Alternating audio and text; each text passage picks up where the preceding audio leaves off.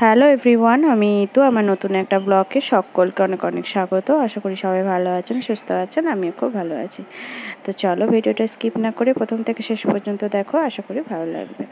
তো চলো প্রথমেই দেখাই আমাদের গাছের সব থেকে দেখো কি মানে ভালো জিনিস একটা হয়েছে, মানে কি ভালো দেখে দেখতেই পাচ্ছ, কাঁঠাল ধরেছে।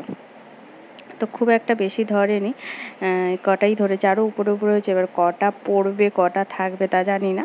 তো দেখো আমি হাত দিয়ে দিয়ে দেখছি। এটা আরেকটা গাছ, আমাদের হচ্ছে রান্নাঘরের পেছনে এটা হয়েছে গাছটা, কিন্তু ছোট্ট ছোট্ট ধরেছে, এখনও খুব বড় হয়নি। মানে এগুলো খাওয়াও যাবে না, অনেকটাই ছোট পরিমাণে। তো তারপরে দেখো ছাদের উপরে এসেছি, দেখো যেই আমগুলো দেখিয়েছিলাম আগের ব্লকে, তো এখন এই আমগুলো দেখো কতটা বড় হয়েছে, দেখতে পেয়েছো? এক একটা আম দেখো বিশাল বড় হয়েছে আমগুলো।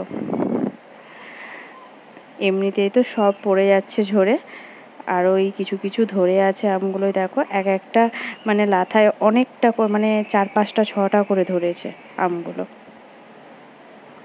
এই গাছগুলো কিন্তু খুব বড় না, ছোট্ট ছোট্ট গাছগুলো, তাতেই ধরেছে আম। আর অনেক পড়ে যাচ্ছে, বেশিরভাগ খসে পড়ে যাচ্ছে আম। তো ভালো ভালো আমগুলোই পড়েছে, তো সেই আমগুলোর কি করেছি সেগুলো তোমাদেরকে দেখাবো আজকে। দেখো, আর এই ডালাটাই দেখেছো কত ধরে আছে, দেখো এটা হচ্ছে ছাদ থেকে তোমাদের দেখাচ্ছি। আর এইখানে দেখো ওই যে আমগুলো যে পড়েছে, এগুলো কিন্তু অনেক আম ভালো, কিন্তু অনেক আম খারাপ। বাদ দিয়ে এগুলো কেটে রোদে নুন হলুদ মাখিয়ে মানে একটুখানি শুকাতে দিয়েছি, মানে ওগুলো হচ্ছে তেল আম হবে। তারপরে সোজা চলে আসবো দেখো লাঞ্চ মেনুতে। তো দেখো আজকে লাঞ্চ মেনুতে কি হয়েছে, এটা হচ্ছে 2 রকম ভাজা আছে, কাঁচকলা ভাজা আর আছে পটল ভাজা। আর আজকে হয়েছিল এই ভাজা তো দেখালাম, তারপরে দেখো আজকে হয়েছিল কুমড়োর তরকারি। এই যে একদম মাখা মাখা কুমড়োর তরকারি, দেখতেই পাচ্ছ ফোড়ন দিয়ে শুধু হয়েছে। আর আর হয়েছে এই গরমের সময় টক।